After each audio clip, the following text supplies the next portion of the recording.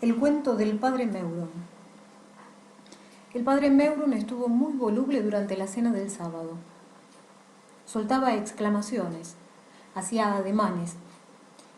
Sus vivos ojos negros centelleaban sobre sus rosadas mejillas, y yo nunca había visto sus cabellos tan erizados. Estaba sentado en el lugar más alejado de la mesa, que tenía forma de herradura, y yo pude, sin temor de ser oído, hacer notar su regocijo al sacerdote inglés que estaba a mi lado. El padre Brent sonrió. «Está ebrio de gloria», dijo. «A él le toca referir un cuento esta noche. Eso lo explica todo». Sin embargo, yo tenía gran interés en oír su relato.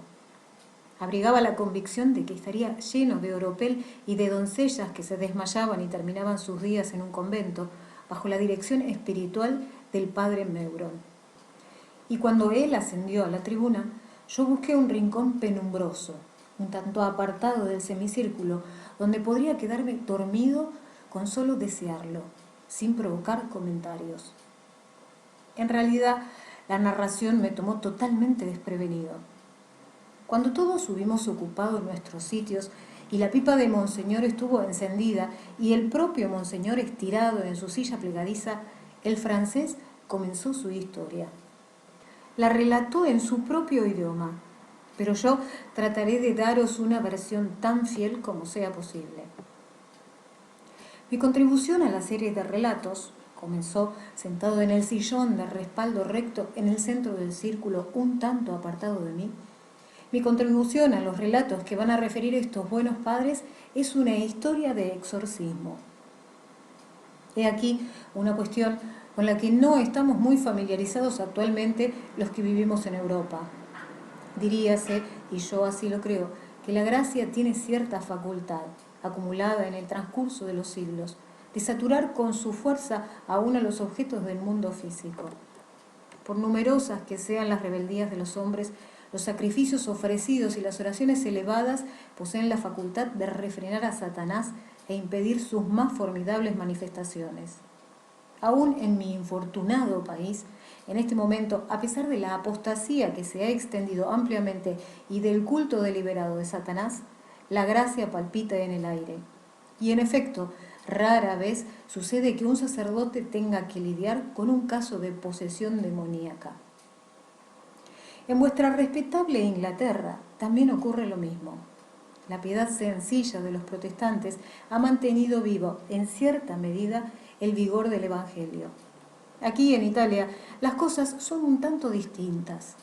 Las viejas protestades han sobrevivido al asalto cristiano y si bien no pueden vivir en la Santa Roma, hay rincones donde perduran. Desde mi lugar vi que el padre Bianchi miraba furtivamente al narrador y creí leer en esa mirada un involuntario asentimiento. Sin embargo, prosiguió el francés, desdeñando majestuosamente encauzar por ahí su relato, mi historia no acaece en este continente, sino en la islita de la Soufrière. Allá las circunstancias no son las de aquí. Cuando yo estuve en la isla, el año 1891, era un baluarte de las tinieblas. La gracia, si bien se había apoderado del corazón de los hombres, aún no había penetrado en la creación inferior. ¿Comprenden? Había muchas santas personas a quienes yo conocía, que frecuentaban los sacramentos y vivían devotamente, pero no todos eran de esa índole. Los antiguos ritos sobrevivían secretamente entre los negros y las tinieblas. ¿Cómo diré? La oscuridad se corporizaba. No obstante, para los fines de mi relato, el sacerdote buscó posición más cómoda en su asiento y juntó los dedos como si fueran instrumentos preciosos. Se divertía enormemente y yo comprendí que estaba preparándose para una revelación. Fue en 1891, repitió, cuando fui allí a ocupar con otro de nuestros padres la casa misional. No les fastidiaré, caballeros, con el relato de nuestra llegada o de lo sucedido en los meses siguientes, aunque muchas de las cosas que vi me causaron asombro. Hasta aquel momento Nunca me había parecido tan evidente el poder de los sacramentos. En los países civilizados, como ya he sugerido, el aire está cargado de gracia. Cada ser no es más que una ola del profundo mar. Al que carece del favor de Dios no le falta su gracia, presente en cada bocanada de aire que respira. En torno a él hay templos, hay personas piadosas y religiosas. Hay a sus espaldas siglos enteros de plegarias. Los edificios mismos en que entra, como nos ha explicado M. Huysmans, tienen la pátina de las oraciones. Aunque sea una criatura malvada, está aún en la casa de su padre. Y el retorno de la muerte a la vida no es, al fin y al cabo, un cruce del abismo. Pero allá, en la Soufrière, no hay términos medios. Todo es divino o satánico, negro o blanco, cristiano o infernal. Uno está, por decirlo así, en la ribera del mar, observando las rompientes de la gracia, y cada una de ellas es un milagro. Les digo que he visto a santos catecúmenos echar espumarajos por la boca, con los ojos en blanco, al caer sobre ellos el agua salvadora y salir de ellos lo que tenían en su interior. Como dice el Evangelio, Spiritus conturbavit ilium, et elisus interram volutabatur spumans. El padre Meuron hizo una nueva pausa. Me interesó escuchar esta corroboración de evidencias llegadas a mis oídos en otras ocasiones. Más de un misionero me había contado lo mismo. Y en sus relatos yo había vislumbrado un paralelo de aquellos que nos dejaron los primeros predicadores de la fe cristiana en los primitivos tiempos de la Iglesia. Yo era incrédulo al principio, continuó el clérigo, hasta que vi esas cosas con mis propios ojos. Un viejo sacerdote de la misión reprendió mi incredulidad.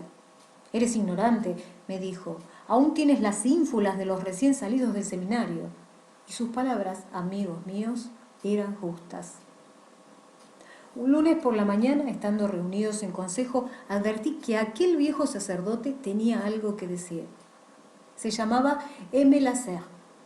Guardó el más absoluto silencio hasta que quedaron resueltos todos los asuntos de poca monta, y entonces se encaró con el padre rector.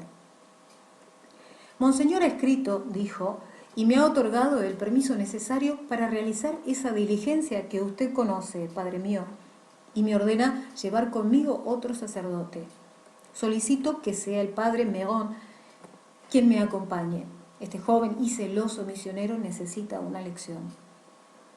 El padre rector me miró con una sonrisa, yo estaba al helado, y luego miró al padre Lasserre y asintió con la cabeza, dándole su veña.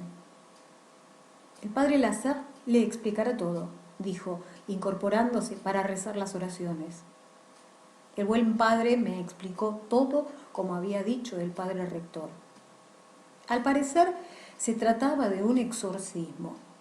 Una mujer que vivía con su madre y con su esposo, dijo el padre Lasserre, había sido afligida por el demonio. Era una catecúmena y durante varios meses se mostró muy devota y todo marchó perfectamente hasta que el demonio lanzó ese asalto contra su alma. El padre Lasserre visitó a la mujer, la examinó y envió su informe al obispo solicitándole permiso para exorcizarla.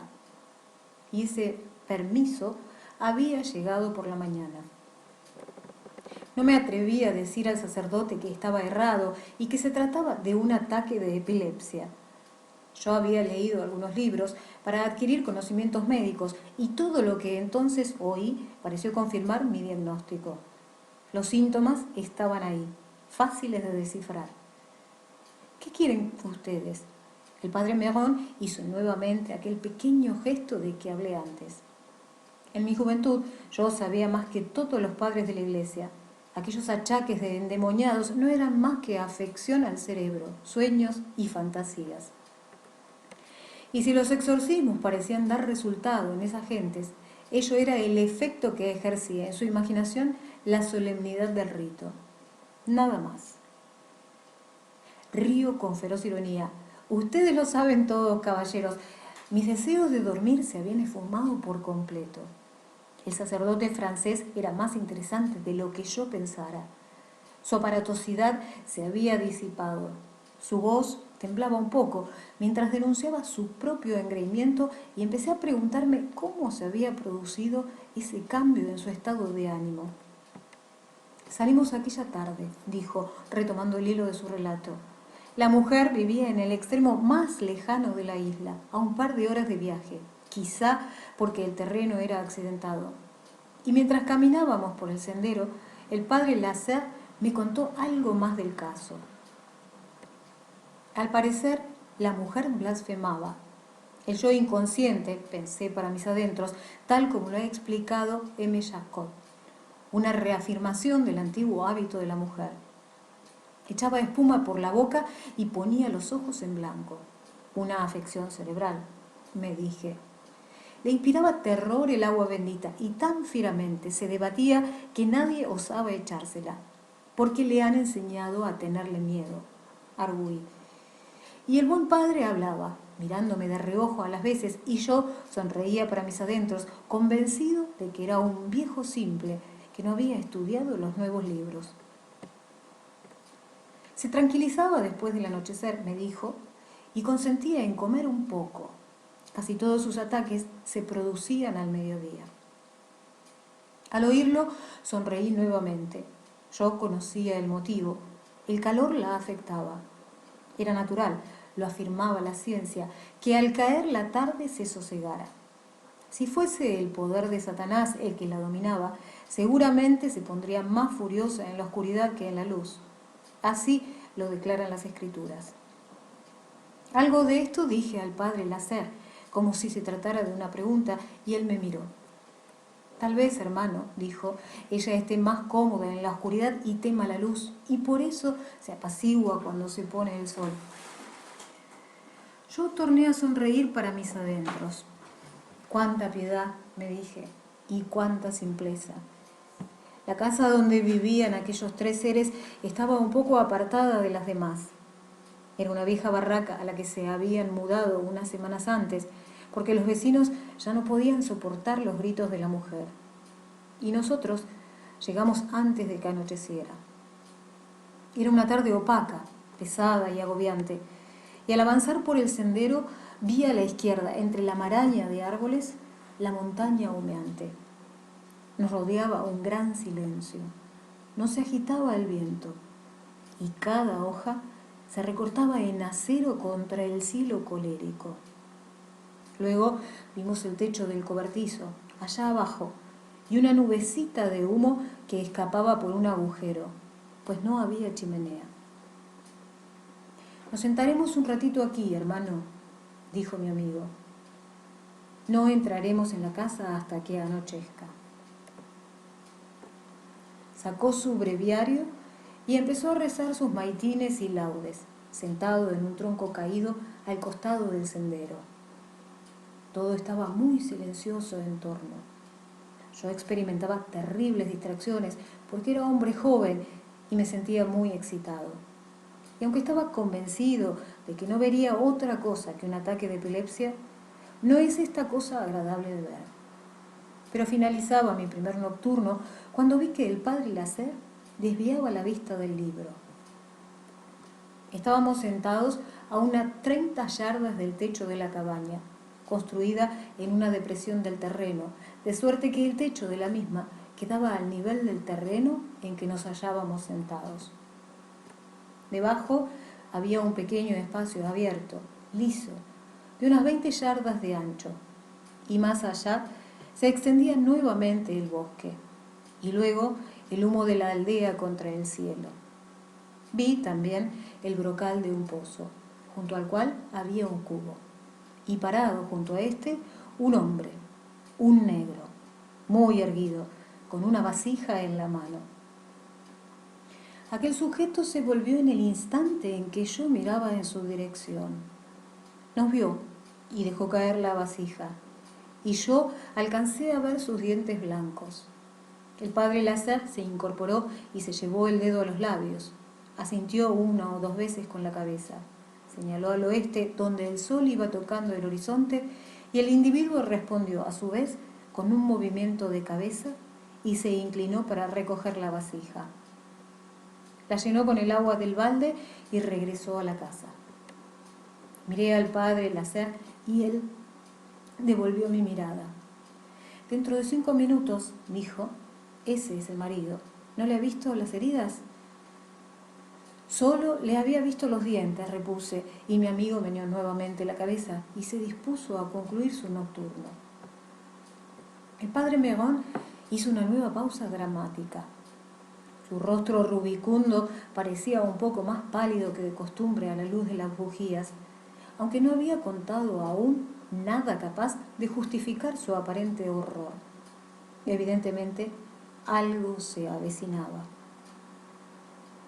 El rector se inclinó hacia mí y susurró, poniendo la mano a modo de pantalla y en relación con lo que el francés había referido minutos antes, que ningún sacerdote está autorizado a pronunciar un exorcismo sin especial consentimiento de su obispo. Yo asentí y le di las gracias. Los ojos del padre Meron recorrieron el círculo de oyentes con un fulgor terrible. Entrelazó las manos y prosiguió. Cuando no se veía del sol más que el rojo borde sobre el mar, bajamos a la casa. El sendero llegaba a la altura del techo del cobertizo. Después se replegaba y descendía. Pasaba ante la ventana y desembocaba frente al cobertizo. Al pasar frente a aquella ventana, en pos del padre Lasserre, que llevaba su bolsa con el oficionario y el agua bendita, miré furtivamente, pero no vi otra cosa que el resplandor del fuego, y no se oía ruido alguno. Eso me pareció terrible. La puerta estaba cerrada cuando llegamos, y al alzar la mano el padre Lasserre oyó en el interior un aullido de bestia. Llamó a la puerta y me miró. No es más que epilepsia, dijo, y al decirlo sus labios se arrugaron. El padre Meron se interrumpió nuevamente y nos miró a todos con sonrisa irónica. Después entrelazó las manos por debajo de la barbilla como un hombre aterrorizado. No les diré todo lo que vi, prosiguió, cuando encendimos la vela y la pusimos sobre la mesa. Apenas le contaré una pequeña parte. De lo contrario, queridos amigos, no tendrían buenos sueños, como no los tuve yo aquella noche. Pero la mujer estaba sentada en un rincón junto al fuego, los brazos atados con cuerdas al respaldo de una silla y las piernas amarradas también a las patas de la misma silla. Caballeros, esa criatura ya no parecía una mujer. El aullido del lobo brotaba de sus labios, pero en ese aullido había palabras. Al principio no comprendí hasta que empezó a hablar en francés, y entonces sí comprendí. Dios mío, la espuma le caía de la boca como si fuera agua, y sus ojos, pero vamos, yo me eché a temblar cuando le vi los ojos. Empecé a volcar el agua bendita y tuve que ponerla sobre la mesa junto a las velas. Había un plato de carne sobre la mesa, carnero asado, según creo, y una hogaza de pan. Recuerden eso, caballeros, esa carne y ese pan. Y parado allí, torné a decirme, como quien hace una profesión de fe, que no era más que un caso de epilepsia o en el peor de los casos de locura. Amigos míos, probablemente pocos de entre ustedes conozcan la fórmula del exorcismo. No figura en el ritual ni en el pontifical, y yo mismo no puedo recordarla. Pero empezaba así. El francés se incorporó y quedó de espaldas al fuego con el rostro en sombra. El padre Lasserre estaba aquí, donde yo estoy, con su sobrepelliz y su estola, y yo a su lado. Ahí donde está mi sillón estaba la mesa cuadrada, al alcance de la mano, con el pan, la carne, el agua bendita y la vela. Detrás de la mesa estaba la mujer, su esposo al lado de ella, a la izquierda, y la anciana madre ahí, señaló a la derecha con la mano. Sobre el piso, rezando su rosario y llorando. Cuando el padre estuvo dispuesto, después de decir unas palabras a los otros, me indicó por señas que alzaran nuevamente el agua bendita. En aquel instante la posesa estaba tranquila y la roció.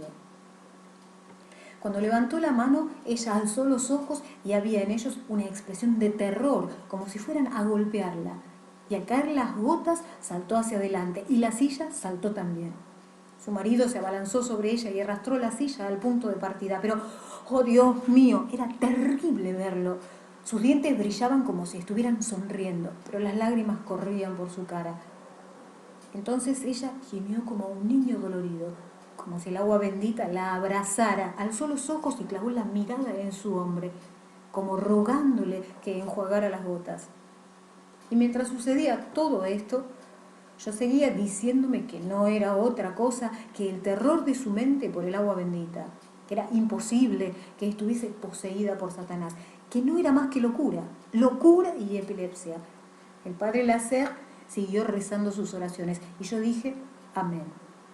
Y después recitó un salmo, Deus in nomine tuo salvum me fac, y después vino la primera exhortación al espíritu impuro, ordenándole que saliera en nombre de los misterios de la encarnación y la pasión. Caballeros, puedo jurarles que entonces sucedió algo, aunque no sé exactamente qué. La confusión se apoderó de mí y una especie de oscuridad. No vi nada. Era como si estuviese muerto. El sacerdote alzó una mano temblorosa para enjuagarse la transpiración de la frente. Un profundo silencio reinaba en el aposento.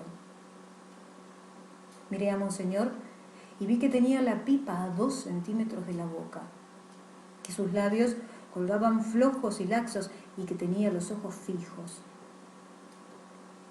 Cuando recuperé la noción de las cosas, el padre Lasserre leía en los evangelios cómo nuestro Señor dio autoridad a su iglesia para echar a los espíritus malignos, y su voz no tembló una sola vez. ¿Y la mujer? Exclamó la voz ronca del padre Brem. Ah, la mujer, Dios mío. No lo sé, no la miré. Yo miraba el plato que estaba sobre la mesa, pero por lo menos ella había dejado de gritar. Terminada la lectura de los evangelios, el padre Lasserre me dio el libro. «Va, padre», dijo, «no es más que epilepsia, ¿verdad?». Luego me llamó con la mano y lo seguí, llevando el libro hasta que estuvimos a un paso de la mujer. Pero yo no podía tener quieto el libro. Temblaba. El padre Meron extendió la mano. Temblaba así, caballeros. Él me arrebató el libro, brusco y colérico. «Retírese», dijo poniendo el libro en la mano del esposo. «Eso es», dijo. Me refugié tras la mesa y me apoyé en ella. Entonces el padre Lasserre, Dios mío, qué coraje el de ese hombre, colocó sus manos sobre la cabeza de la mujer. Ella alzó los dientes para morder, pero él era demasiado fuerte. Y luego él leyó en el libro la segunda exhortación al espíritu impuro. Ecce cructum Domini, he aquí la cruz del Señor. Huid huestes adversas, el león de la tribu de Judá ha prevalecido. Caballeros, aquí el francés extendió las manos, yo que estoy aquí puedo decirles que algo ocurrió, aunque solo Dios sabe qué. Yo solo sé esto, que cuando la mujer gritó y se arrastró por el piso, la llama de la vela tomó por un instante el color del humo. Me dije que era el polvo levantado por el forcejeo, el sucio aliento de la enferma. Sí, caballeros, yo pensé lo mismo que ustedes piensan ahora. Bah, no es más que un ataque de epilepsia. ¿Verdad, señores? El viejo rector se inclinó hacia adelante con gesto reprobatorio, pero el francés gesticulaba y echaba fuego por los ojos. Hubo un murmullo en la sala y el anciano sacerdote tornó a reclinarse en su asiento y apoyó la barbilla en la mano. Luego hubo una oración, escuché oremos, pero no me atreví a mirar a la mujer. Yo tenía los ojos clavados en el pan y la carne. Era la única cosa limpia en aquella habitación terrible. Susurré para mis adentros pan y carne. pan y carne. Pensé en el refectorio de la casa misional. Vi que las manos del francés subían y bajaban contraídas y que apretaba los labios contra los dientes para impedir que temblaran. Tragó saliva 1 o 2 veces. Señores, juro por el Dios Todopoderoso que esto es lo que vi. Yo tenía los ojos clavados en el pan y la carne. Estaban ahí, bajo mis ojos. Y sin embargo, vi también al buen padre Lazare inclinarse nuevamente hacia la mujer y comenzar exorcistote. Y entonces ocurrió eso. Eso. El pan y la carne se corrompieron en gusanos ante mis ojos. El padre Megón se lanzó hacia adelante, giró sobre sus talones y se desplomó en su asiento mientras los 2 sacerdotes ingleses que estaban más cerca se incorporaban de un salto. Pocos minutos más tarde pudo decir que todo había terminado bien, que después de 1 o 2 incidentes que me tomo la libertad de omitir, se advirtió que la mujer había recobrado el dominio de su persona y que el aparente paroxismo de la naturaleza que acompañara las palabras del tercer exorcismo se desvaneció tan pronto como había venido. Luego fuimos a rezar las oraciones nocturnas y fortalecernos contra el poder de las tinieblas. R. H. Benson.